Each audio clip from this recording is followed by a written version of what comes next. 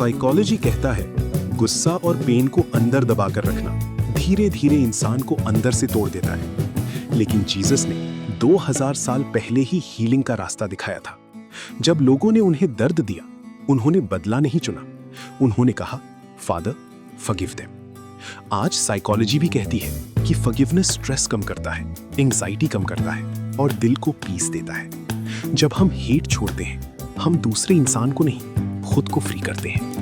जीसस सिर्फ रिलीजन नहीं सिखाते, वो इमोशनल हीलिंग भी सिखाते हैं। आज किसी एक इंसान को माफ करके देखो, शायद आपके दिल का दर्द हल्का हो।